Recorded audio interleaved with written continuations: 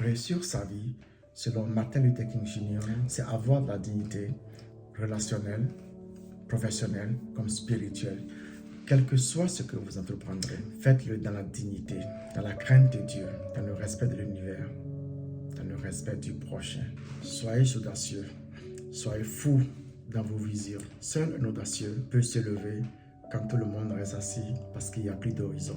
Ces 4 exemples spécifiques nous démontrent clairement qu'avec le temps, le bon mindset, la persévérance, le courage, le charbon de Chadi peut devenir du diamant avec le temps.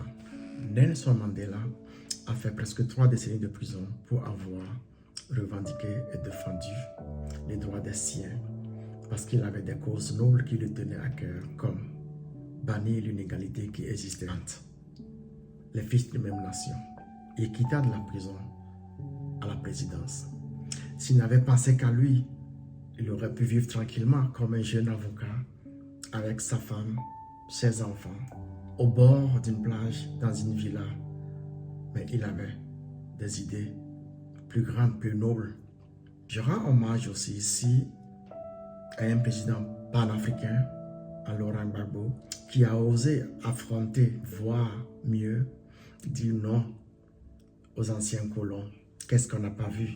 Il a été injecté de la présidentielle à la prison pour 10 ans, juste parce que il avait des valeurs nobles, parce qu'il voulait sa nation pour lui et pour les Ivoiriens. La suite, on la connaît. 10 ans après, les anciens alliés qui l'ont envoyé à la CPI se mettent à s'accuser entre eux. Voilà ce que c'est que d'avoir des valeurs nobles. L'histoire retiendra ce qui suit. Ce fut un vrai panafricain. L'une des figures les plus emblématiques aux États-Unis, mondialement connue, est Oprah Winfrey.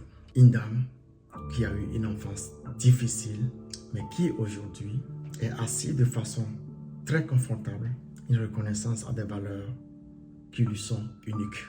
Avant que Thomas Edison ne devienne cet inventeur prolifique connu aujourd'hui, il a connu l'échec de milliers de fois dans cette tentative de créer l'ampoule que nous connaissons aujourd'hui. Observation. Seul celui qui ose affronter ses peurs peut voir au-delà de l'horizon.